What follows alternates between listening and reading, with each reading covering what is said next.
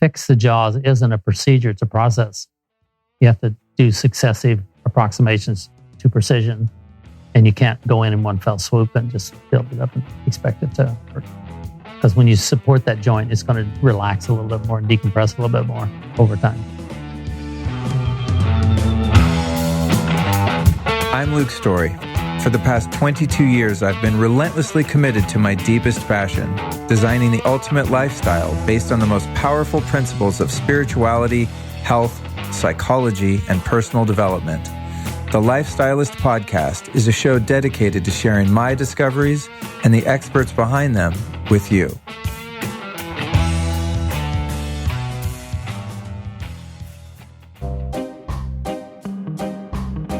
I want you to use your imagination for a moment. Take a second and just imagine a probiotic that actually works, one that actually does what it's supposed to do, heal your gut. When you find the right probiotic, the one that works, it's like winning the gut lottery. That's where our friends at Just Thrive Probiotic come in. Just Thrive Probiotic is the first and only 100% all-natural, spore-form, DNA-verified and tested probiotic supplement. That means it has 100% survivability.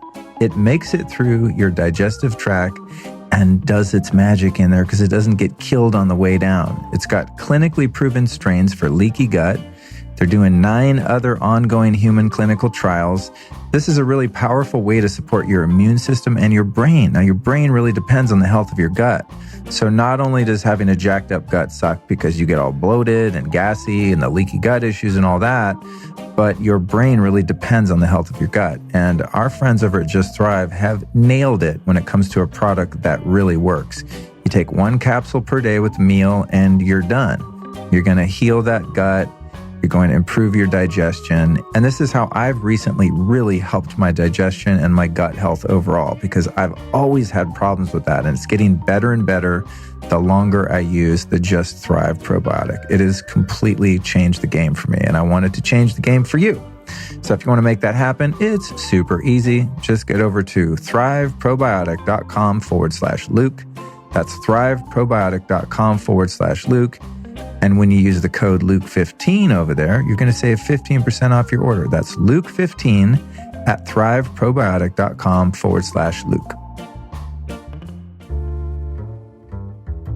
One of the coolest things about my job as the host of the Lifestylist Podcast is always being on the cutting edge and not only finding out the best products when it comes to health, but the best companies that are making those products. Now, I'm someone that's been into bee products for a really long time. And if you heard episode 175 with Carly Stein, you got to hear me totally geek out on my obsession with bees and bee products. If you haven't heard that one, by the way, go back and check it out. That's 175. But what I didn't know about bee products is A, how many different products bees actually make in a hive, what their different uses are in terms of health support, and also that there are just a lot of companies that are making products that are very inferior. Either they're weak or they're not tested for pesticides and things like that.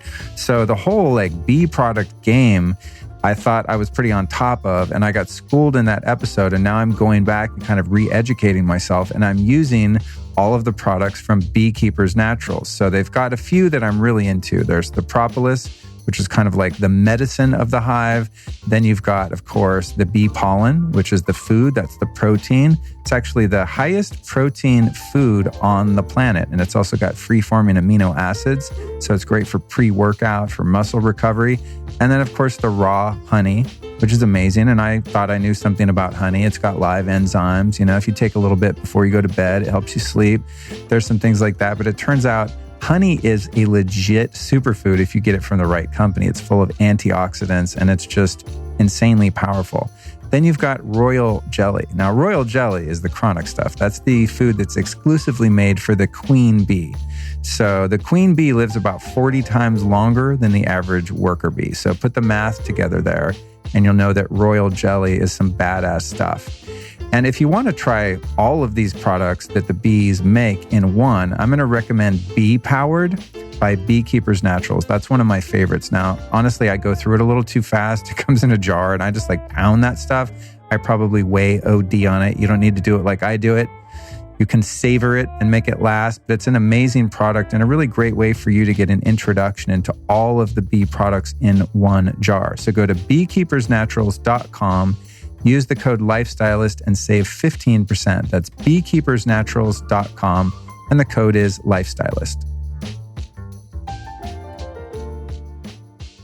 This episode was recorded in a dental office in Oakland, California, right after I had a mind-blowing examination that revealed the root cause of some of my long-standing physical difficulties. And it seems that I'm not an exception when it comes to getting to the root cause related to jaw health. Now, this dude, Dr. Dwight Jennings, is into some seriously next-level stuff. So you've likely never heard of a dentist that talks in this way or approaches teeth and the jaw in this manner. And I was actually shocked to find out how jaw misalignment can wreak havoc on your body.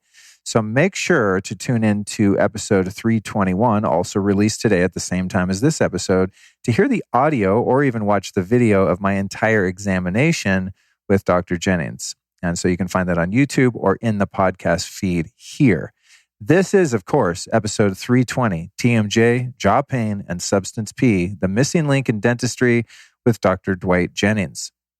So here's a little bit about our guest. Dr. Jennings limited his practice to TMJ and dental medicine over 25 years ago. He has one of the few practices in the Bay Area that is limited exclusively to orofacial pain and TMJ treatment. His extensive experience in this area, coupled with his clinical research, has created an unusual expertise in TMJ treatment. For over 25 years, he's explored the connection between jaw misalignment and elevated substance P, the pain neurotransmitter, which becomes elevated with long-term bite disturbances. Here is but a few of the topics we cover in this fascinating conversation. What prompted him to pursue this more obscure practice of dentistry in the first place, the definition, cause, symptoms, and solution to TMJ, the substance P inflammation dilemma and why it's often misdiagnosed, the surprisingly powerful effect the trigeminal nerve has on brain blood flow, the fact that night guards that fit the lower teeth prevent natural skull bone movement, the problem with Invisalign and braces to fix jaw alignment, how jaw alignment affects your spine and how it relates to back pain, the root cause of many, if not most, headaches, sleep apnea, and how your jaw is related, the other many ways the jaw affects your sleep quality, jaw issues and their relationship with tinnitus, the amazing effects substance P has on stem cell production, the problem with dentists who use carbon paper to check your bite, erectile dysfunction, you're hearing that right, as it relates to the jaw. I know it's crazy, but it does. And finally, the missing link for pregnant women and fertility when it comes to jaw health. So that's what you can expect to learn in this fascinating conversation with a true pioneer in the field of dentistry. Enjoy the show, and please share it with everyone you know who suffers from the symptoms we cover in this episode. You never know how it might change someone's life for the better. Before we jump into this episode, I want to give an audio disclaimer. I, your host, Luke Story, always do my best to offer the highest quality audio and video for every single episode of the Lifestylist podcast. However, that was not the case in this particular interview with Dr. Dwight Jennings. There was some mic interference and things that were less than perfect. However, I thought the content of this conversation was going to be so valuable to you, the listener, that you would be able to let that slide.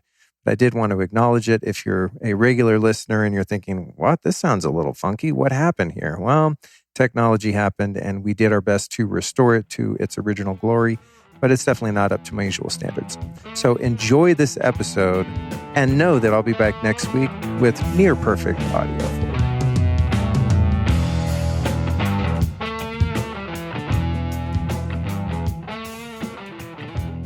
Dwight Jennings, here we are, man. All right. So we just took a look in my mouth, which will be the bonus episode to this one, where you kind of describe what we're seeing in there, which I found more interesting than probably some other people will. But while we were doing that, I just realized you are really a wealth of information, and there's much more to the story here. So what makes the type of dentistry you practice different than your average dentist in the mini mall down the street? So I don't do any general dentistry. I don't do any fillings, any crowns, any root canals, any extractions. All I do is jaw orthopedics, orthodontics, and medical management. And how did you get into that side of dentistry? I started right out of dental school. I started studying European type orthodontics. And so the Europeans figured out how to straighten teeth without braces. And you need those skills and those appliances to treat somebody orthopedically. So there's orthodontics, which gets your teeth straight. And then there's orthopedics, which gets your jaw aligned. And so we're doing craniomandibular orthopedics at a precision level that's not commonly understood or known about by the dental profession. Clearly not. I've noticed that because aside from you, I've not really heard of anyone doing this type of work. One of the things that people typically see someone like you for is TMJ, and it's a word that gets thrown around a lot, but I don't even know what the acronym stands for. So tell us what TMJ is and if that's kind of one of the main symptoms that people would come find you for. It is one of the symptoms. So TMJ stands for temporomandibular joint. So everybody's got two temporomandibular joints. But TMJ is an abbreviation for temporomandibular joint dysfunction. But that's not a good description of what we deal with in most cases. A lot of people can have pretty severe craniomandibular dysfunction without any TMJ manifestations. So they can have very severe jaw dysfunction, but still not have any clicking, popping, joint pain, facial pain, but still have quite a bit of craniomandibular dysfunction. So craniomandibular dysfunction for probably most people is covert. It's not overt. It's not causing any obvious symptoms, but it leads to a large number of both dental conditions, medical conditions, psychiatric conditions.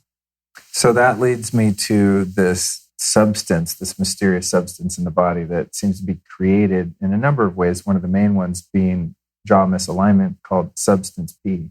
Let's break down what that is and why it's important. So I came across substance P probably 25 years ago. I was working with physicians on chronic fatigue and fibromyalgia, and I had a case that came in for migraines post whiplash injury. And a year into treatment, her migraines got much better, but she confided in me a year into treatment. She says, "I never told you this." She says, "But until I started treatment with you, I've had 6 seizures a year all my life." On average. And since you put these mouthpieces on me, I haven't had a single seizure. And I ran this by Jay Goldstein, one of the MDs I was working with. And he goes, that's substance P. Right. So this is a really brilliant medical researcher looking at fibromyalgia. And so at that point, I started looking at substance P closely with all my other cases. And I've been studying it now for about 25 years. Substance P primarily comes from C fibers, the pain fibers in your body. Pain fibers are everywhere in your body except inside on your brain. And if you push the skin on somebody, pain pressure is transmitted to the brain by way of what they call C fibers, the pain fibers. And C fibers, when they get both locally and in the brain, they secrete substance P. So any kind of C fiber stimulation tends to make the substance P levels go up in your body. The C fibers, if you look at them under Wikipedia, they're multimodal and they measure a lot of different things. They measure ionizing radiation, they measure body pH, as well as pain and pressure. But C fibers are present within your trigeminal nerve with this sensory zone from ear to ear and ear to here. This sensory zone has 100 times more dense C fibers than any other nerve in your body. So the C fibers on your eyeball are 400 times as dense as on your skin. And so this system, when becoming overworked and overstimulated, has a significant, dramatic impact on substance P levels throughout your whole body. And so the substance P is a signaling molecule that's indicating that you're in pain. It's a neurotransmitter. It's an 11 amino acid neurotransmitter. Okay. And it was discovered in 1930s. And P stands for powder. It was a powder form that they'd come up with. And it wasn't until 1980 that they started doing significant research on it. And are all people that suffer with pain-associative issues like fibromyalgia, are they all typically high in substance P, whether it comes from jaw misalignment or not? Yes. Is that just something you'll find no matter what? Yes. And is it uncommon that people are tracing the root of that to jaw misalignment? It'd be very rare that they would know that. Yeah, generally the medical community doesn't have a solution for fibromyalgia or a lot of chronic pain. As substance P, so what substance P does is it lowers cell membranes, and so cells fire too easily, and that would be pain fibers also in your body. And so you're going to have a lot of sensory information going into the brain from these firing too easily. So people with elevated substance P will typically have a lot of pain patterns, like fibromyalgia. They hurt all over, or they could have migratory pain problems, as you described on yourself, or you can have localized pain problems. People get knee pain, hip pain, back pain, shoulder pain. And what do like high levels of substance P? What is it usually attributed to? I mean, in the medical community, are they're obviously aware of it to some degree? What do they think is causing it? Or an overabundance of it, or did they not even address it? They never address it. Oh, interesting. It's not on their radar at all. Really? Medical community. So there's Quest Diagnostics is the only laboratory company that does a substance P test, and they don't even have the proper norms as to what's normal on their test results. Interesting. So for a guy like me who has this migratory mystery joint pain, which comes and goes, if I were to get that lab test done at Quest and give you the results, you'd be able to tell whether that's an abnormal level or not. Right. But if your you go parameters are different. If you go by their norms that they publish on their tests, you would never have an abnormal level. Right. What about if somebody with something like fibro, like something more acute like that, got tested? Would that even raise the alarm in the medical system of too high of substance P? Not if you use Quest norms. Oh, okay.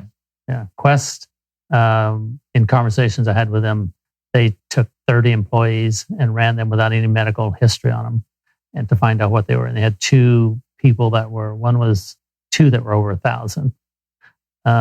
And so they set the norm at 1720, I believe. That's how they came up with their baseline? It's like, what the hell? That's so archaic. Like, totally wrong. And so weird. They sent me 50 results, their last 50 that they had run, and not a single one of them were over 1,000. And these are sick people they're running. And so it's clear that their norm is abnormal. So if you look at the that self-hacked website, and he's got some norms in there too on his as to what, and there's still some controversy as to what is normal. Wow. Okay. So we'll put that in the show notes and in everything that's discussed in our show notes. And now, by the way, those of you listening, I don't know if you're aware of this, but our show notes are now fully transcribed, including all the links. So every single thing we talk about, every word is going to be available at lukestory.com, including that link. So this is interesting because I find with a lot of lab tests that the standards are so broad and so general and based on the average population, at least in this country, of people that aren't very healthy. You know what I mean? Like my doctor, who's right across the bay there in San Francisco, Dr. Scott Schur, his methodology, he works with this guy, Dr. Ted Achikosu, who developed this system. It's sort of similar to functional medicine, but not even addressing symptoms at all, just optimizing all of your levels of everything, and then the symptoms go away, that kind of thing. In fact, I tell him my symptoms. He doesn't even want to hear about it. He's just like, well, we just keep testing. But they, I'm 49 now, and when they do testing, they're looking at levels of hormones and things like that of a 25-year-old, not a 49-year-old. You know, they're like, you don't want to be average. Do you want to be average? And say no. And that's really a problem, even not only in allopathic, but in functional medicine, I think, is that we're setting the standard, setting the bar too low. And it sounds like with substance P, there kind of isn't even a bar. Right. If that's how, you know. So my clinical finds is I think that the level should be less than 150 picoliters or whatever the units are that they're using on it. And most of my chronic pain patients come in the neighborhood of about 350 to 700. And are you able to see that number go down when you're, yes, proactively getting their jaw alignment back in place? Oh, interesting. Yeah. So you can see a direct correlation. Right. Wow. Kind of a random question, which I think we talked about when we were doing the exam, but I've talked to different holistic dentists about night guards. Mm-hmm. And they say that if you have a night guard on your upper teeth, that it prevents your skull from moving, that when you sleep, part of your brain's detox mechanism is the plates in your skull having the ability to shift and move around. What do you think about that? So craniosacral is very real, and the craniosacral pump mechanism is very, very real. And I would think though that let's talk a little bit about neurology. So when you're trying to figure out what's most important, if you look at what's most important, probably impacting that craniosacral mechanism wouldn't be as important as having the jaw orthopedically out of position, right? And so it's hard to get that jaw orthopedically precise with an upper appliance, right? The lower jaw is a little more effective. There's sensors in your teeth, skin, lips, everywhere that tell the brain where your jaw is in space. Those are called proprioceptors. All the proprioceptors from your trigeminal nerve go to a particular nucleus in the brain called the trigeminal mesencephalic nucleus. It is composed of the only sensory cell bodies in the brain. Wow. All the sensory cell bodies for your eyes, ears, and skin are out in the ganglion, but your jaw proprioceptors are in the brain. Damn. Right. So for some reason, developmentally, jaw alignment has a really high importance in brain function. And that nucleus is paired side by side with your locus coeruleus, which is your sympathetic ganglion. And they share a lot of information. So anytime there's a jaw misalignment, it puts you into sympathetic overdrive. Right. So this is people running around with mystery anxiety and nothing's wrong in their life could be having just the root of that being in this misalignment. Yes. Yep. And, we're going to get into more of the kind of symptoms of this issue and, of course, the solution to it, which is the most fun part of every podcast I do. It's kind of like problem, reaction, solution is the model. I get people's attention like, oh, shit, do I have this? But I want to just back up, the creation developed the human body with such perfection. Why do so many people now have this jaw misalignment when, a natural human body, evolutionarily speaking, is perfect except for those rare cases of someone born with birth defects? So is this coming down post-agriculture? Would this not have been an issue prehistorically? Yeah, so they think in the last 250 years that there's been very dramatic shifts in craniofacial structure, that we've been morphing in very dangerous and troubling ways.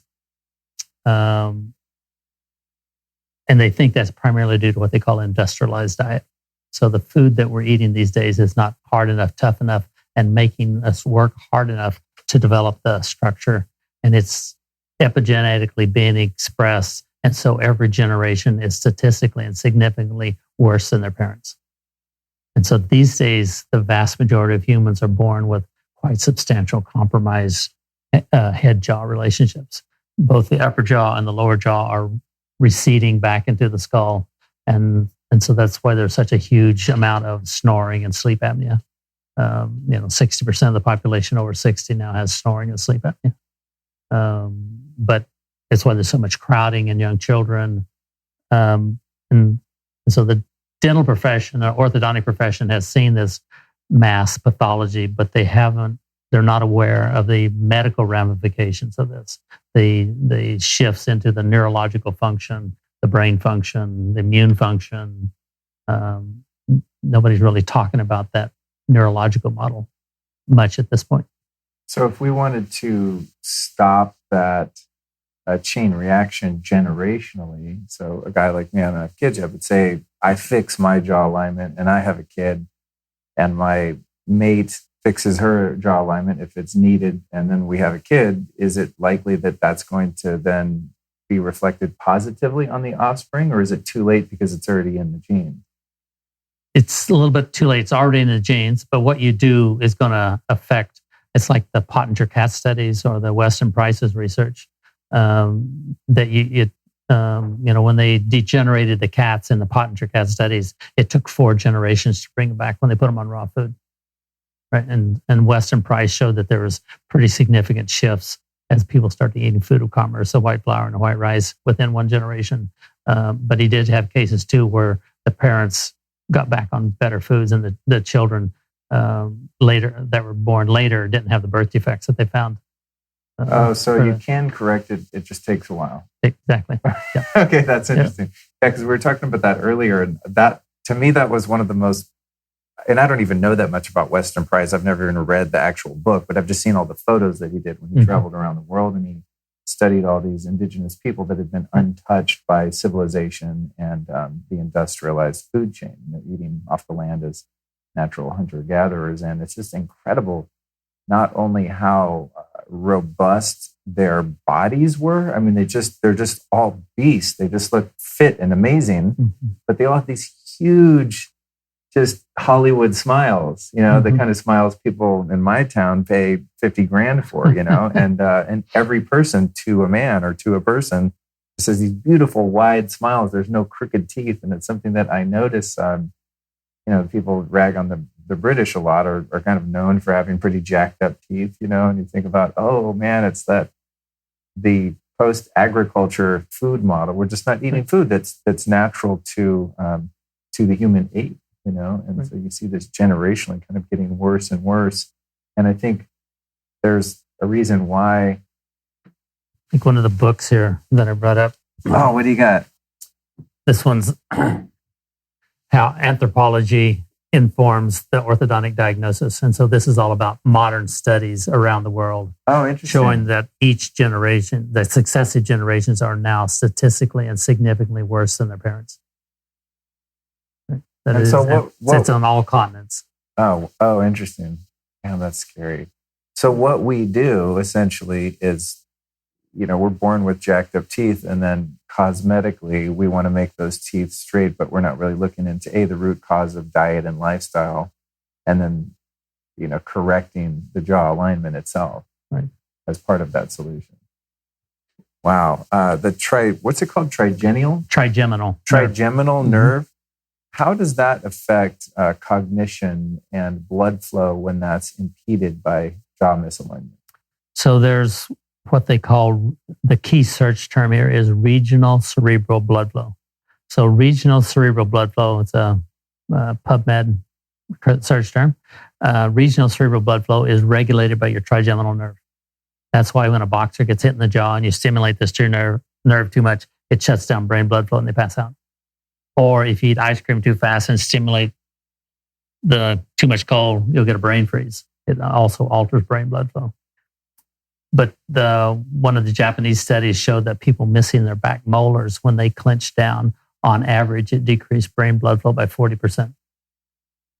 Right. 40%. But I see a number of cases. How do you even talk when you're missing 40% of the blood in your brain? So they get a lot of brain fog. Like I saw a young boy, he had a moderate overbite. But when they did orthodontics on him, they put braces on all of his teeth but his last molar. And the last molar in the back was off by 3 millimeters, 1/8 of an inch. It didn't line up with the upper one by 1/8 of an inch. And he, even though he was extremely brilliant kid, he couldn't go to college. He couldn't perform. He couldn't react. He had just too much brain fog. The brain didn't work on him because of those back molars being real far off on him. So you can get into a lot of brain fog. We see those. I saw 2 cases this past week with pretty severe brain fog. And so that's just the relationship between this nerve, not even counting the substance P issue and the subsequent inflammation caused by the abundance of that in your body. Right.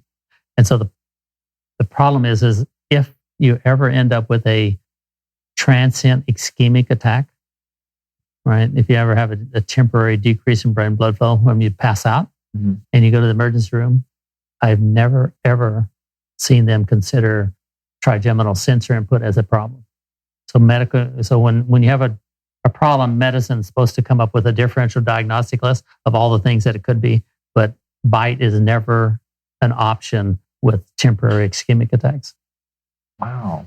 And why do you think dentistry and medicine in general are so ignorant of this particular niche issue? Well, a lot, they can't communicate, right? So the dentists don't have any medical understanding of how sensory input through the trigeminal impacts medical issues. They're missing all that neurology. And medicine, if they knew the neurology, if they sent it to a dentist, the dentist wouldn't know how to fix it. But the dentist, by and large, doesn't know how to do precision jaw orthopedics. Nothing the dentist would do would likely reverse the problem. So it's two fields just basically speaking a second language. Right. And then when it comes to this issue and the substance P and things like fibromyalgia and other related disorders that we're going to get into, is there any, do you perceive any conflict of interest, or rather a lack of interest in the medical community because of pharmaceutical sales motivations that in some cases perhaps certain entities don't want a solution to ongoing and unsolvable issues like that? Yeah, I think so there's no substance P antagonist. There is a single substance P antagonist approved, but it's only approved for severe nausea after chemotherapy. Right. And there's lots of papers where they've used it experimentally to treat other medical conditions, but it's FDA approved only for use for severe nausea. But since there's a lack of pharmaceutical remedies for substance P, physicians never think about substance P and just don't go there either. It's not within, and they don't think of a dental solution because they don't know about that either. And so most physicians, if you mention substance P, it's a very vague term to them that they have very little understanding of. Until now, God damn it. All you doctors listening, listen up. So when it comes to going to see, it's an orthodontist that would do braces and stuff, yes. right? Uh-huh. Okay, so say just I have cosmetic issues with my bite, or my teeth are wearing down because my bite's off. Why doesn't the application of Invisalign or braces that are straightening the teeth, why doesn't that fix the alignment of the jaw? How are they not related? So the primary defect in most craniomandibular disorders is a lack of height in the back teeth. So if you go in and put braces on all the teeth, it limits those teeth from ever growing taller, right?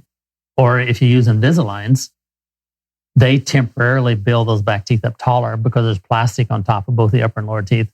And my daughter's currently going through Invisalign, right? And she tells me this weekend that when she takes her Invisaligns off, she can only touch on her front teeth, right? So she's compressed, and you put those Invisaligns in for 16 hours a day. When you take them off, that joint doesn't readily compress again. And so I see about a case a month that comes in that gets into severe problems from Invisaligns. They get done with Invisaligns and are only hitting on their front teeth, and the back teeth don't touch. Has anyone come up with a way to do the Invisalign, but also raise those back teeth? It would be very easy. You just got to cut the Invisaligns off so it doesn't cover the last tooth during the treatment. I see. Right, and you can grow the back teeth taller. Aside from growing the back teeth taller, can you put crowns or something on them? You can do that too. You can also cases that prosthetic, but then you have to find out where it is that jaw wants to be before you do the crowns, and you have to go through that. And so dentistry doesn't, for the most part, doesn't understand that protocol. Right. That is wherever you put the jaw in time, it wants to be a little bit different. It's this, to fix the jaws isn't a procedure, it's a process. You have to do successive approximations to precision. And you can't go in one fell swoop and just build it up and expect it to work. Because when you support that joint, it's going to relax a little bit more and decompress a little bit more over time. We'll be right back at you after this brief but important announcement. A lot of people like myself and listeners of this show like to experiment with the supplements and all of the biohacking technologies. And it's easy to get sidetracked with all this stuff. You know, we all want health, vitality, longevity, and many of us think we can buy our way into it. However, I'm going to tell you from my own subjective experience that nothing, and I mean nothing, beats deep, restful, restorative sleep when it comes to your health and vitality. So for the past 5 years or so, since I started this podcast and really committed to this path, I've been looking for anything and everything that improves my sleep reliably. And that brings us to today's sponsor, Sovereignty.co, who make an incredible sleep formula called Dream. It's got therapeutic doses of clinically studied traditional Chinese and Ayurvedic herbs, broad-spectrum hemp extract grown in California. It's fortified with CBN and a custom sleep terpene formula. It's also independently lab tested for purity, so you know there's not going to be any funky heavy metals or mold or excipients or fillers or any of that crap. When you get a box of Dream, you'll find that each individual dose is bio-wrapped in convenient little packets that are great for travel and also protect the nutrients from losing potency. So I like to pack a suitcase with all my different supplements and things like that. Oftentimes, I spill them, lose them, leave them out in the sun, and they just become ineffective. So I really like this product Dream, not only for the ingredient deck and its effectiveness, but also the way it's packaged. And I pay attention to stuff like this when it comes to my lifestyle because I want things to work and I want to be able to travel with them. So if you want to check out this Dream product, I highly recommend that you do so. In fact, I'm about to have my nightly dose of Dream right now from this Airbnb from which I record this plug. Here's what you do if you want to join the Dream team. Go to sovereignty.co. That's spelled SOVEREIGNTY, sovereignty.co. And during this 2020 holiday season, you can save yourself a 20% off by using the code LOOP20. So again, go to sovereignty.co, use the code LOOP20 to save 20%. And now, back to the interview. When I'm thinking about the skeleton and the cervical spine and how that, carries down through the other parts of the spine, and I'm just kind of picturing in my mind, I'm just picturing that skeleton in the doctor's office and looking at it from behind and how the jaw connects to the skull and how all this is going on. It seems like there's got to be a very direct correlation between spinal misalignment. Is there a relationship between scoliosis, back pain? Does this eventually kind of bend and radiate its way down to lower back issues and things like that? Yeah, so there's a very large number of articles showing that as the lower jaw goes back, that people go into a forward head posture. It straightens out the cervical spine.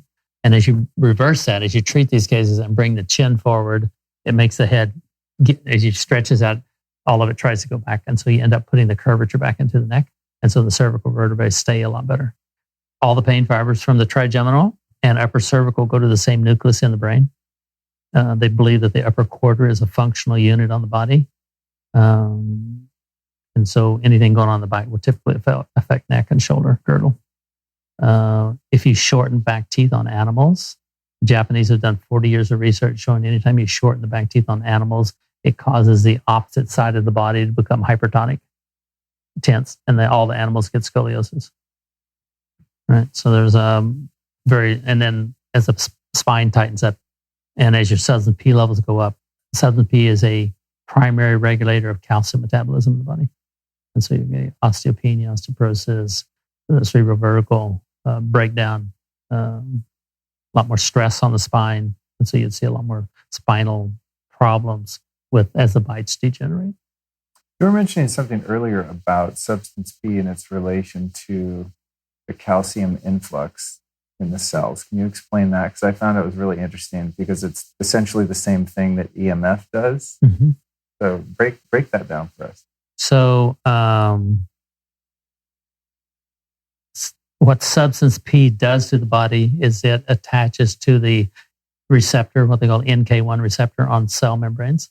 And when it attaches to that, it opens up a channel that allows calcium influx into cells. Right? Cell membrane becomes porous. That's also the same problem on blood-brain barrier too. Okay? And when that cell membrane is no longer integral, then the body can't detoxify either. It loses its pump mechanism. It can't pump the guts because the cell membranes, the pump mechanism isn't intact. When the calcium gets into the cell, it gets into the mitochondria and messes with mitochondrial energy production. Cells go from aerobic to anaerobic. You get a lot more fatigue. Oh, interesting. Right.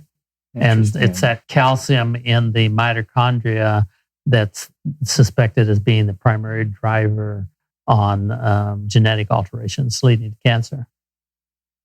Wow. And so if we have high levels of substance P, whether it be from other issues or jaw misalignment, as we're describing, and you're in a high EMF environment a lot of the time, your cells are getting constantly flooded with calcium, as are your mitochondria. So again, So it's like a double jeopardy in that case. Right? So again, it's going to be that mechanism from EMF to calcium influx is going to be through C fibers. Oh. Right. So C fibers are multimodal. Like when Fukushima meltdown happened in Japan, they asked one of the researchers there, "How do you know if somebody got too much radiation?" He says, "You measure their substance P levels." Oh, no kidding. Right. And so the electromagnetic fields are going to, I suspect, go through C fibers and through the sensory system. And it'll be through substance P that you get that calcium influx from, from the EMF. Oh, so that's why the EMF does that. Yeah, that's why the EMF does that. Yeah. Trippy. I've never heard that. And I've geeked out on EMF a lot. Yeah. So I'm super sensitive to it. Yeah.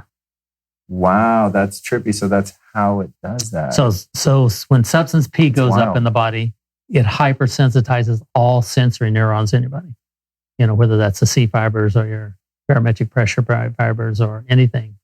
And so people that have bite dysfunction have a generalized hypersensitivity syndrome. They're more sensitive to noise and to light and to hot and to cold and to food and to drugs and to stress. Right, just from that substance P hypersensitizing. And when the body becomes hypersensitive, then it loses homeostasis. It can no longer appropriately react to its environment, to the sensor input. And so it gets sick all the time.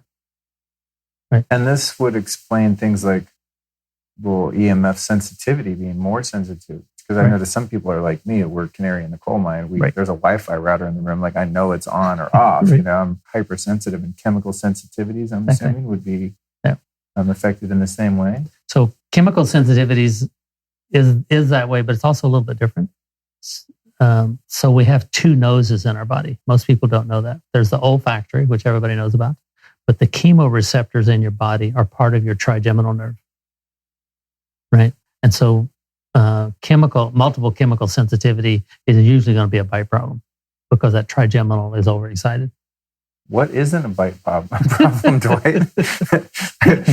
Listeners, it's going to sound like he's saying everything's a bite problem, so everyone comes to see him. But I'm sure you're plenty busy already. But I mean, I'm just like, God, this is so annoying that no one knows about this. Well, I guess that's why we're here. Yeah.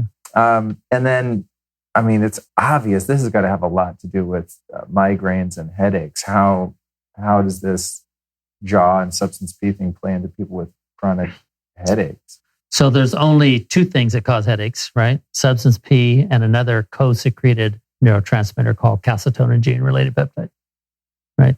And they just, in the last 6 months, came out with a injection to block calcitonin gene-related peptide, and it's once a month injection. But the research shows that bite therapy is 95% effective, 87% effective at eliminating headaches, regardless of the type of headache. So researchers don't think headaches are different types. They think they're on a continuum, a little bit of this symptom, a little bit of that, but they're all from the trigeminal nerve being overexcited and overstimulated that brings on a headache. And in most cases, it's temporalis hyperactivity pulling the jaw back. The tests that should be done for migraines is they should be doing surface electromyography, looking at your temporalis and masseters bilateral.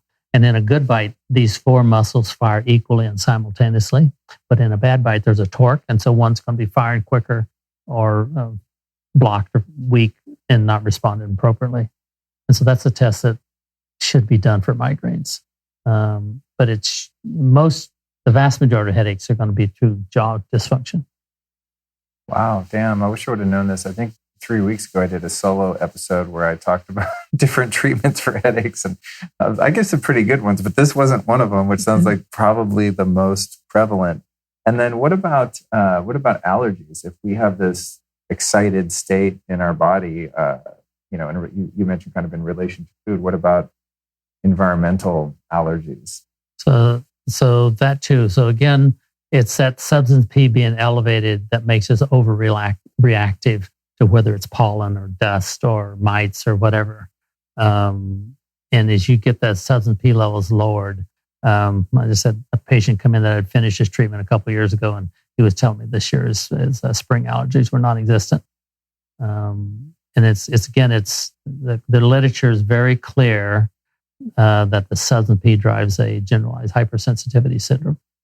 And is there any other way, like say you've got a perfect jaw alignment, but you're running really high in substance P. Are there any other known causes of that or solutions to it? I mean, are there potent antioxidants or anti-inflammatories or anything like that that can help bring those levels down if it's not a jaw issue? So the primary thing you want to look at is magnesium levels. Magnesium deficiency will drive up your substance P levels. Magnesium calms things down, right? All the spices mitigate the effect of substance P, whether that's turmeric, cinnamon, vanilla, right? Resveratrol has been shown to lower substance P levels. Acupuncture, massage, lower substance P levels. With some mild exercise will lower your substance P levels. I wonder if float tanks do it. You're floating, sensory deprivation chambers. You're floating in all that magnesium chloride. Probably would. And your just nervous system is just calmed down. Unless you're claustrophobic, then your nervous system is excited because you're paranoid of being trapped in a box. Okay, so there are a few things that we could do other than that. Cayenne pepper is the primary herbal remedy for eliminating substance P out of the body. Interesting. But you have to be careful because it temporarily elevates your substance P. It triggers substance P release, and it eventually depletes your body of substance P. That is, people that eat a lot of chili peppers are tough hombres. They don't feel pain as easily, right? They primarily use cayenne pepper in hot climates to lower the substance P level so they can tolerate the heat better. That's good to know. And for those listening and for the show notes, there's the best cayenne supplement I've ever found is formulated by a doctor named Dr. Richard Schultz, a famous American herbalist. He's got a company called American Botanical Pharmacy. And he's the guy I first started following 23 years ago. And they make a cayenne extract, a liquid extract. Wow. I mean, you put, it's so potent. And they check for mold. It's really legit. But one drop of that in like a small glass of water and you're on fire. I mean, it's so concentrated. And a little bottle, I don't know, it's probably $30. It would last, you could take it every day. It would last you 6 months or something. Wow. So that's good. I'm going to get back on that. Because that wasn't one of the things that it was indicated for. But I think if you're going to take cayenne, that's probably the best and cleanest way to take it. So duly noted on that. I hear the term sleep apnea thrown around a lot. I don't really know what that is. There's all these machines for it, and it's a bit mysterious to me. So break down what sleep apnea is and how it differs from just someone who snores. So snoring is you have a narrow airway and the air going through there makes noise, right? And it's typically worse on your back because on your back, gravity pulls your jaw back, pulls the tongue back, and narrows that airway in the back. So people typically sleeping on the side will have less snoring. Apnea is where people stop breathing. That is, that airway is so close that it becomes too much work for the body to hold it open, and it collapses enough that they just stop breathing. Apnea is pretty serious. Pretty serious. And so when you stop breathing and you hold that for very long, then the body goes into fight or flight, and you wake back up. You get your muscle tone, and you gasp, and you take a breath, and that can happen, 20, 30 times a minute. And some people, their oxygen levels in their body will drop really, really low. Going from 95, 98, they'll drop to oxygen saturation in the 60s, 70s, or 80s. Really? Yeah. That's low. And so that's lower than it gets on an airplane. Yeah. Oh, yeah. Really, they can get really low. And so that becomes severely stressful to the body and can induce a lot of immune function, heart disease, and other problems. And how do people typically deal with apnea in the conventional medical model? They get CPAPs. They get the air machine that pumps air into them. And so that CPAP is forcing air through that small opening so you don't develop an apnea, so you don't stop breathing. And what percentage of the time would you say jaw alignment has causal effect on apnea? So the research is that for mild and moderate cases, it's highly effective. And one of the sleep study organizations recommends that the first line of treatment is dental anterior repositioning therapy. But for severe cases, oftentimes you may need surgery in addition to CPAP. Oh, wow. I'm glad I don't have that. I noticed that if I've attempted at different times because of back pain to sleep on my back. And when I sleep on my back, I'll start snoring, but it only happens if I sleep on my back. Right. It's not even that I snore. I just kind of wake up like, It's not like I stay asleep snoring. I just go, oh shit, I can't breathe. I have to move over, Right. And when you did my examination, you said on a scale of 1 to 10, 10 being the worst jaw alignment you've ever seen, that I'm around a 3, which is relatively mild. Correct. Do you anticipate that if I were to go through the process of however long that takes of incrementally fixing that could be a solution to that can't sleep on your back thing? Yes. Yeah? Yes. Uh-huh. Oh, cool. That's exciting. Because my body feels a lot better when I sleep on my back, and I can. It's just, it's important to breathe. And when that stops, so sleeping on your back from a chiropractic standpoint is the best position. But from a TMJ position, jaw position, it's probably the worst position. Oh, really? People are much better on the side or stomach. Do you recommend people side sleep? Yes. Even once you've sorted them out? Yes. Oh, okay. Well, then maybe that dream is just not one that I'm going to realize in this lifetime. Okay, that's good. How does this relate to tinnitus? So many of my questions when I do these interviews, and I'm sorry to the audience, but they're selfish. And this one definitely would be in that category. Some years ago, I think I suspect I had a bit of an ear infection from going in a funky hot spring. And like I've done a lot of. And I lost maybe 30-40% of hearing in the left ear. And so now I'm that guy at 49, like, what? Why'd you say? I have to turn my head a certain way to hear people. But the ringing is quite consistent. And if I don't ignore it, it's terribly annoying. Now, I've learned to just phase it out. And I kind of have a sort of living meditative practice I do to not energize the thoughts about it. But if I think about it, I'm like, holy shit, it's really loud all the time. Is this a common effect? I'm imagining that your ears are so interconnected to your jaw. There must be some connection. So there's some great literature on that. There's literature on what they call somatic tinnitus. So they know that sensory input from all parts of the body affects hearing. We're all integrated. So there's research where they play with the arm and alter hearing. But under somatic tinnitus, they understand that due to the massive size of this nerve and its proximity and the way that this nerve feeds into the brain, that sensory input from your trigeminal is going to be the primary cause of most tinnitus. Wow. And so the research on not so good at jaw orthopedic therapy shows that jaw orthopedic therapy is about 50% effective at eliminating tinnitus. But if they were to do it more precisely, I suspected it would be even higher. Also with jaw dysfunction, there's a book called The Dental Physician, and he has a complete chapter on ear hearing loss. And he's shown that he can reverse hearing loss also with jaw therapy. Really? Ooh, that's exciting. Yeah, so he had before and after tympanogram studies showing that as he postured those jaws more forward, that he could dramatically alter hearing loss in a number of cases. Damn. Wow, that's helpful. Yeah. I'm sure I'm not the only one. And, who knows how directly mine's related since my bite's not that crazy off. But still, I always approach things as even if it's not a one-shot solution, that you just do everything you can that could possibly be causing that thing. And eventually you're going to improve it to some degree.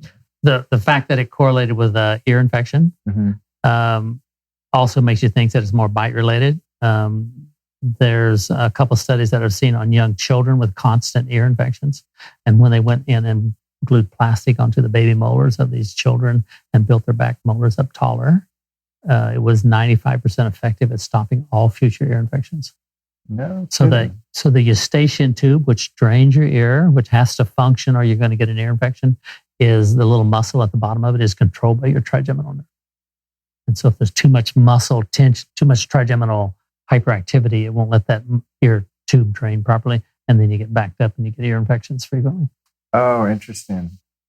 Wow, what a trip. What don't you know about that? This particular niche? I'm just like, it's so crazy how this is related to everything. I'm curious about the substance P and its relationship to the differentiation of stem cells. And how that would then lead into leukemia and different other issues that have to do with your immune function, et cetera. So substance P controls stem cell differentiation in the bone marrow and in all tissues. So that means if your bite's off and you have too much elevated substance P, the stem cell transplants aren't going to work. right? But where it controls stem cell differentiation in the bone marrow, it determines whether you have enough red blood cells, white blood cells, platelets, mast cells, whatever, right? And so there's researchers that think that substance P is the sole cause of leukemia. Really? Wow. But I've had, all the blood cancers, I suspect, will respond fairly readily to bite therapy by impacting, because it's a quick response thing. It's unlike other tissues, it responds very quickly. In some of the cases that I've treated has had a dramatic impact on we've done a lymphoma, a couple of leukemias, and multiple myeloma case that have responded favorably with bite therapy. Really? Uh-huh. So would you say that this would be something in addition to whatever traditional or non-traditional treatments people are doing that have cancer of any type, or just blood cancer would benefit from? The research would suggest that it's across the board. I have an article that's being published in the May issue of Cranial coming out in a couple months with regard to that. Wow, cool. That's exciting. Yeah. And then what about the relationship with autism? So I have a theory on autism. And my theory is that the mother has a bad bite and she gestates this baby for 9 months in an altered neurochemical environment, too much substance P. The research shows that autistic babies pop out of the womb with too much substance P. And I think it's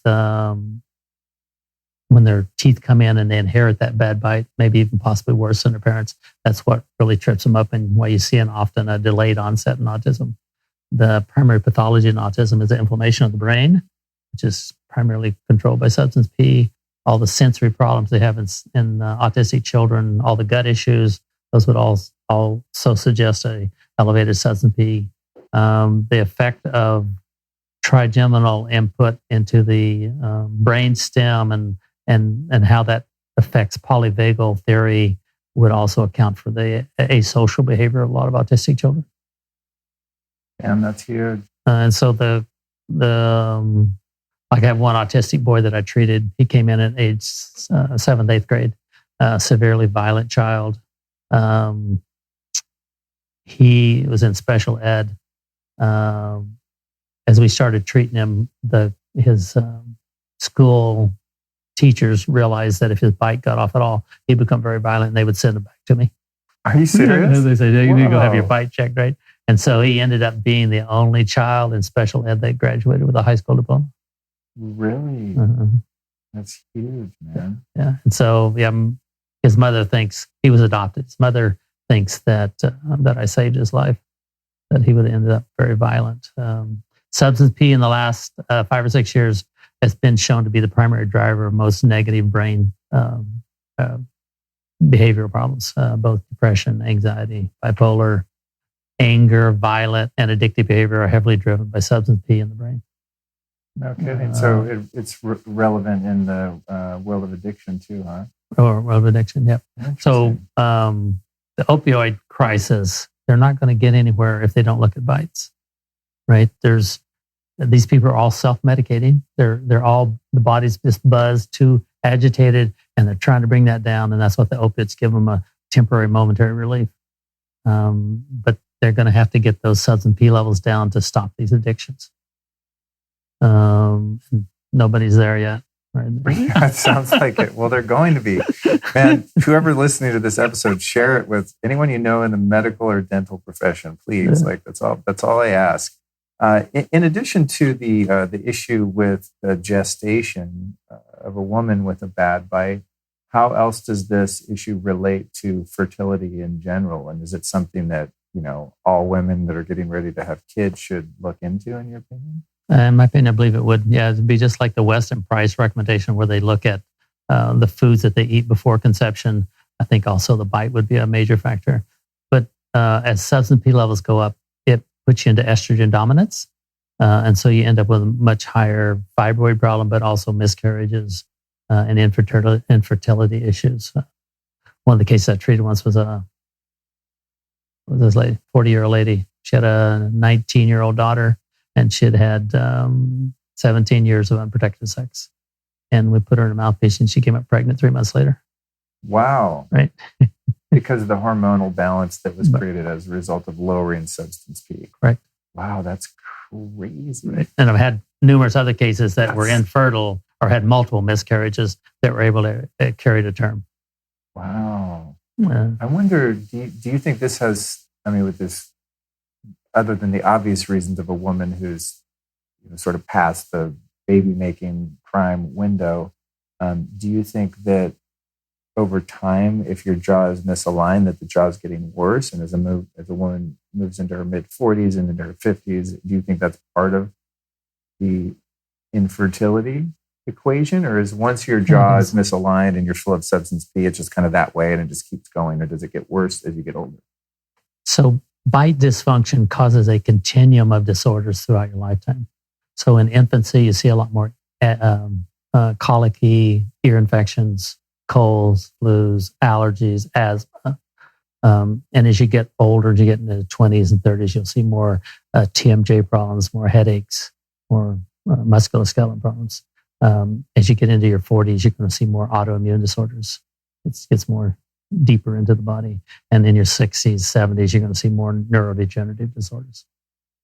Wow. So it keeps morphing. Right. Bite dysfunction causes chaotic behavior. So it's under chaos theory. And what chaos theory tells us is that when you throw a monkey wrench into a complex system, the outcome's not predictable. And this is part of why it's not well understood by the medical profession, because it creates a very shotgun scattering effect of disease. 3% are going to get this, 5% are going to get that. But it's not a very strong linear correlation with any one particular disease. There's a Kaiser study showing that people with TMJ problems have very high medical utilization rates. But nobody's ever gone the other way. They've never screened people for high medical utilization and gone back to see if there's a jaw problem. And perhaps that answers the question, which is going to be everyone's big question. Why don't more people know about this? Because there's not direct causal relationships between so many of these symptoms, right? Right. And if everyone knew that, it's not the chaos theory. It's like jaw alignment's off. This is exactly what happens every time, and it's predictable and repeatable. Right. But there's this randomness to it that makes it hard to trace. And I've noticed that a lot with Lyme too. In Lyme, the symptoms are so random and it's hard to diagnose, and everyone has kind of different symptoms at different times. And so it gets sort of, I think, less serious attention. Yes, I think a lot of the Lyme is going to be TMJ. There's multiple studies showing that 95% of Lyme patients have TMJ problems. And in most of those, they're theorizing that the Lyme is causing the TMJ. But I think the evidence is that it's the other way around, that it's the TMJ causing the Lyme. The substance P opens up cell membranes and makes you vulnerable, not only viral, but spirochete invasion. The bullseye that you get from a tick bite tells you that person already has elevated substance P. But for elevated substance P, they wouldn't have that dramatic of a reaction to a tick bite. That is, some people get a tick bite, they just pick it off and there's never any reaction, hardly at all. But some people get the big bullseye, and that big bullseye tells you that this person is hyper responsive and reacts in an unusual manner to a tick bite. It's not the infection that's causing that bullseye, as it's the inflammatory response in the body from elevated substance P. Damn, that's crazy. That would also explain why one person can get bit by a bee and have relatively no reaction or little reaction. Another person, their arm swells up. Would that be substance P as well? Same thing, yes. Wow. The same thing, yeah. Dude, you struck gold here with this stuff. This is so interesting. I'm like, God damn, so good to know. Wow, okay. Yeah, anytime you're looking at the inflammatory response, you always got to think about substance P. And because substance P stimulates the production of the cytokines that modulate the inflammatory response, the interleukin 1 beta and the interleukin 6 and 8. And they're pushed up produced by substance P. Okay, now that we know that the jaw alignment and its tendency to produce too much of this substance P is the issue, what does treatment look like for someone who's moderately to severely affected? Like, how long does the process take? What do you do in someone's mouth? What kind of appliances do you use? How much does it end up costing? Like, what does someone do if they're like, whoa, I have all these symptoms and I've always known my jaw's off? Right. So we We examine them. We integrate their medical history. We refer them for, we don't have the equipment here. We refer them out for a CBCT, a three-dimensional x-ray that shows you the jaw joint. So we kind of want to know how degenerated that joint might be on them. Like I just saw a 17-year-old boy, and they pulled a 6-year molar on him when he was younger. And he's severely retreated too. Right? And so that he's missing about a third of the bone on his upper jaw. Right. And so that gives you a little more clue, insight on how much pathology you're dealing with. But generally, what you find on the x-rays isn't significant as to impactful on treatment. You do the same thing, even if you knew or didn't know what was going on the x-rays. But generally, you got to bring the jaw forward and get them out tip to tip in most cases. And so you do that initially with a orthopedic appliance. This looks like these. Oh, cool. Those of you that are watching on video, he's got an example right here. Mm-hmm. So here's an upper appliance. And these are what are called twin block crossets. These little metal frameworks were patented in 1905, called crossets. Oh, really? And then the acrylic blocks that go on them were invented by a dentist from Ireland about 30 years ago. And so there's a little ramp on the front that matches up with the ramp on the bottom. And those little ramps give you a lot of sensory guidance. So you can take somebody with an overbite, and with this ramps in there, they instantaneously bite forward. You can make them bite more forward. And then you're going to end up, when you go into the second phase of treatment, you're going to grind the plastic off in the back, and the bone will push these back teeth up taller. Oh, so you just incrementally keep grinding back the plastic as the jaw moves back. Right. Wow, that's relatively simple. And this little upper appliance is, you can use it when you get the jaw lined up, know exactly where the jaw is. These back teeth aren't going to line up. And in most cases, you have to push one side out more than the other side. So a lot of dentists that use appliances that have screws in them, you can't control that asymmetry as well as you can with this one. This one, you just solder a little wire on here that goes to this tooth, and you kick that one tooth out more than you do the other side. And if one wears a night guard, would they wear this just in place of it or in addition to? In place of it. Oh, okay. So this would have the net bonus benefit of stopping you grinding because your teeth aren't touching because that thing's in there. Right. And would you eat with this in? You do that. Really? That's the challenging part of this. And it typically takes someone about 4 days to figure out how to do that. Right. But people get the vast majority. There's less than probably 5% that don't figure out how to eat with them. And then after you have them in for just a few days and you decompress that jaw joint, when you take them out, you can't get your back teeth together again. So that phenomenon dentistry is not aware of, orthodontists aren't aware of, and they don't utilize it in orthodontic treatment. They don't realize that you can decompress that joint, reinflate the cartilage, and put the jaw in a different position. So people with severe overbites, you could treat them with this technique, but generally traditional orthodontics treats them surgically. They break the jaws and slide them forward. Oh, God. So that's totally unnecessary? In most cases. Mm-hmm. Wow. And so that ends up leaving the jaw joint back into the socket too far because you break it and slide just the front half forward. Right? And so that's really not the optimum treatment of, you need to bring the whole jaw forward to decompress the jaw joint. Wow. I'll be damned. So a lot of those surgeries end up causing complications also because of that. I can imagine. Right. And so if I'm at a 3 on a 1 to 10, 10 being the worst, and you've got someone who's at a 5 where it's likely that they want to address it, how much time are you looking for, in terms of getting it aligned again? And then is it just fixed forever? Does someone need to wear an appliance like this for the rest of their life to keep it in place? So this appliance you would use for phase 1 to find out where the jaw needs to be.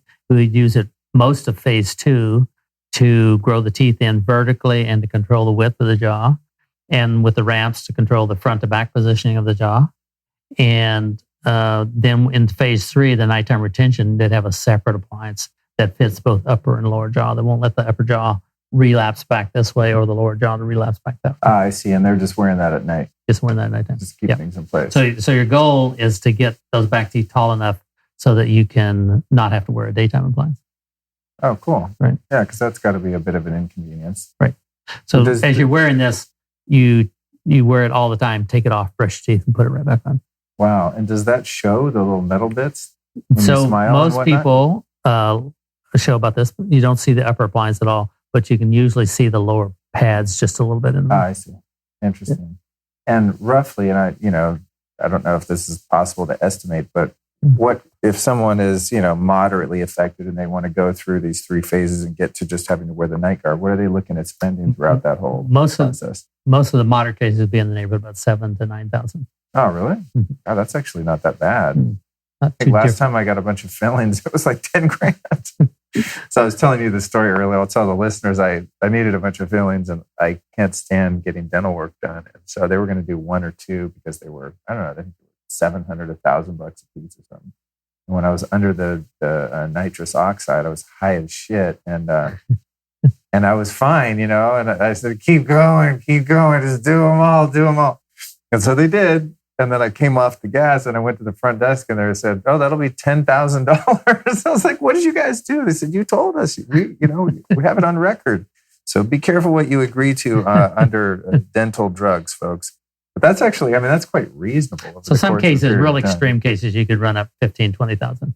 Okay. Right. Wow. If you have some of these cases, if you've got to reverse a lot of bad orthodontics, it's going to take them maybe 5 years. Treatment plan or something. And on your 3 phases for someone who's kind of is affected, but it's not dramatic, what kind of time frame are we looking at? Most cases are going to be about 18 to 24 months. Okay, a couple of years, you can bang it out. Right. Okay, cool. Wow. All right. Well, that's hopeful. And then what about? I have to ask this one because it was just so random. I've heard you talk about how this can relate to erectile dysfunction as well, and I'm so curious as to how that relates. So it's gonna it's gonna affect hormone secretion for one, right? Your testosterone is going to be affected by your substance P levels. It's going to impact peripheral circulation. Your substance P dilates blood vessels, right? And it contracts smooth muscles, and so it's a major regulator of erectile function too. Oh, and then you also mentioned earlier that it has the tendency to make you estrogen dominant too. Right. It's going to have this negative cascade effect on all your hormone production. Right.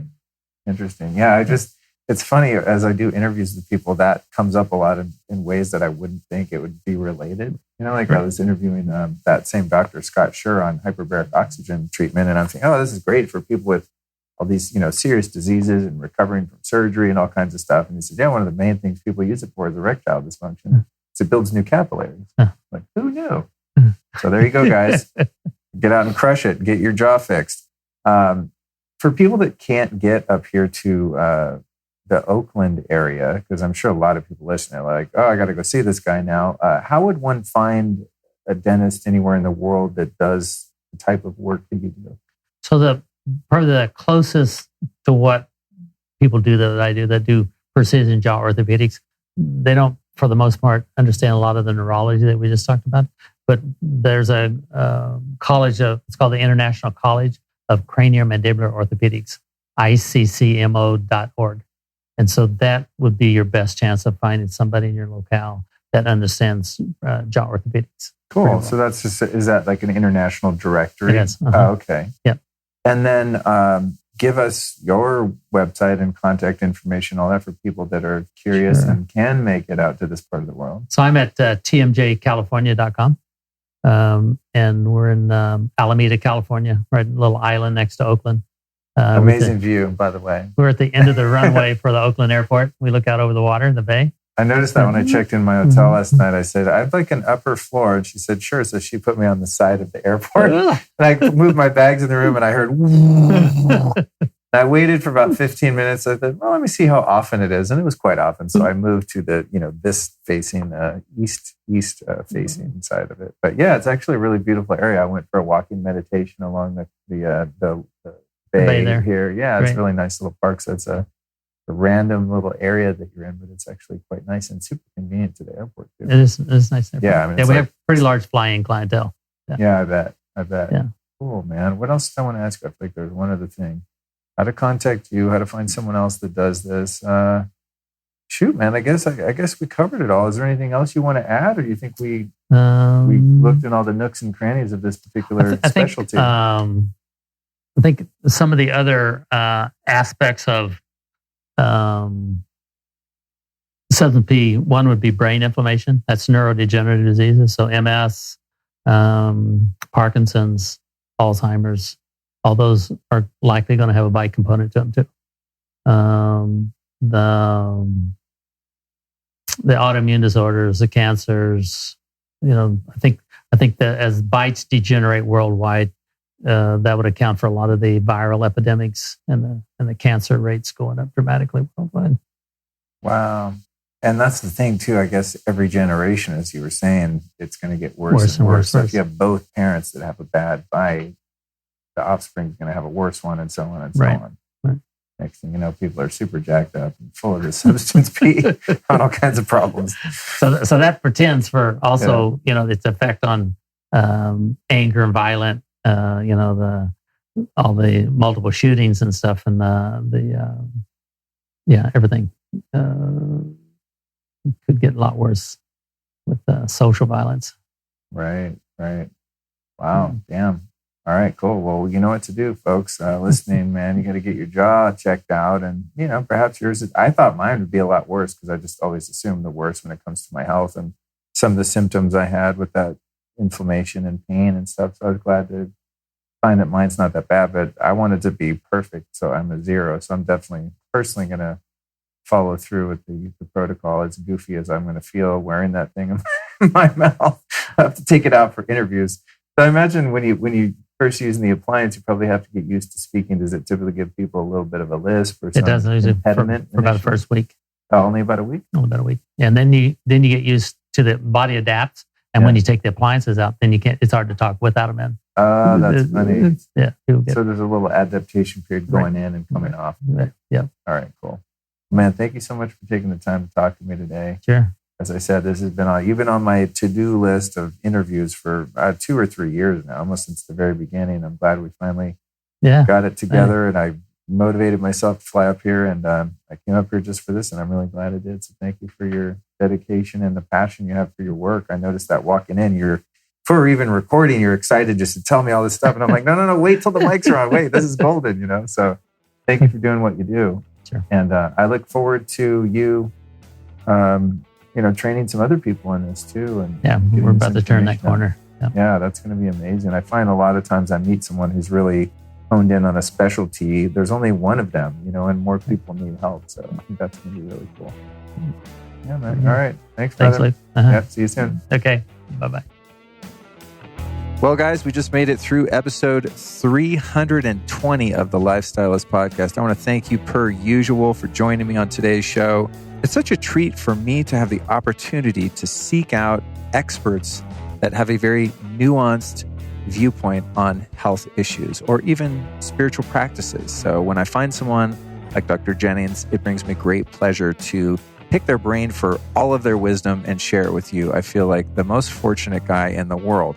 And on top of that, sometimes I even get to experience the modalities or treatments or expertise that our guests are known for. And this was the case in this particular episode. So right after this show, if you want to dive in, you can catch the bonus show where we walk you through my exam with Dr. Jennings.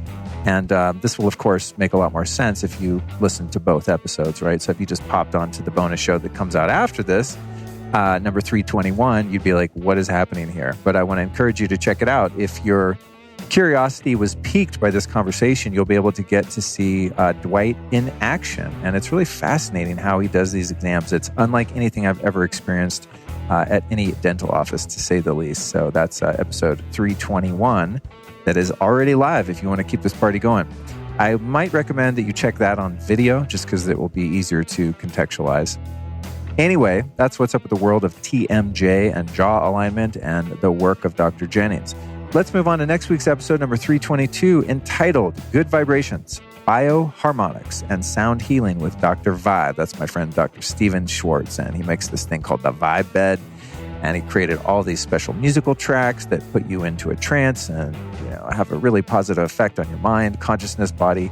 Very cool stuff. Dude is an OG biohacker from back in the day. So in next week's episode, we not only talk about sound healing, but also tons of other healing and biohacking devices that have been out for many years. He's been doing this for a long, long time. So that's next week. Can't wait for you to join me there.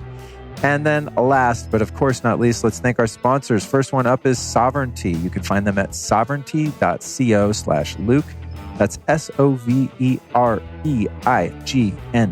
sovereignty.co/Luke. During the holiday season here in 2020, you can save 20% off at sovereignty.co/Luke with the code Luke20. These guys make some really powerful, and actually surprisingly tasty herbal formulae. 2 of them. One that helps you calm down and or go to sleep. One of them that gives you focus and energy. They're badass. Sovereignty.co/Luke. Next one is beekeepersnaturals.com.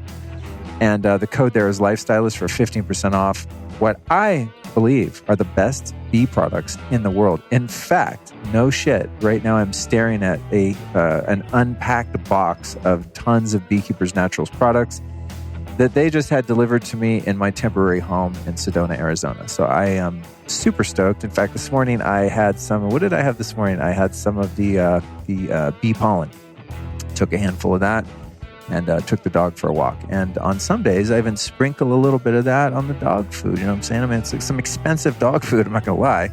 But she just gets a little bit because she's only 18 pounds. And I know I'm doing her right with some bioavailable copper and some really unique enzymes and things that are present in bee pollen and other bee products. I'm a huge believer in supplements that are derived from nature. And beekeepersnaturals.com does something really cool in that they also protect beekeepers and sustainable beekeeping practices around the world. So they are just extremely well-suited company for this show because they're environmentally, socially sound, and they also just make some really high-end products. So that's beekeepersnaturals.com. Huge fan. Happy to support them. Happy to receive their support in the form of dollar bills. Last but not least, Just Thrive. That's justthrivehealth.com. The audience code there is Luke15, and that gets you 15% off some of those badass probiotics in the world. They are not a waste of money. You know, a lot of people don't realize this. If you just go to Whole Foods and like, oh, my stomach's weird, I'm going to take some probiotics. Many people don't realize that those probiotics don't have the ability or opportunity to proliferate and actually, they become cultured in your gut. Often they die because of the heat of the digestive tract and the acids and all these things, right? So they might have some enzymes and some other benefits, just like fermented foods. But if you really want to lock in the gut health, you want, in my opinion, to get a spore-based probiotic. So that's what justthrivehealth.com makes, in addition to a couple other great products. One that's really great for immunity. If you're someone who's worried about the Rona and those type of things, you want to fortify your immune system. I think that's a good idea to do all the time. I'm always working on my immune system. And of course, your immune system is so directly correlated to your gut health. So those guys are going to help you out with that. And, when I do these ad plugs, man, I always try to provide a little value. I don't just want to be like, hey, buy this thing, fork over your cash. But I really do a lot of research into all of the products that I represent. And it's fun to actually share some of the information that I learn about them. And it's one of the things about my job that I really enjoy is being able to really research and vet these brands and these products so that I am only representing the best of the best. And that helps me feel really good to be in my integrity and know that if you guys are going to spend some cash, and you don't have to, the show's free, right? That you're not going to be wasting your money. So there you go. So thank you so much for joining me. And I'll be back inside your head next Tuesday.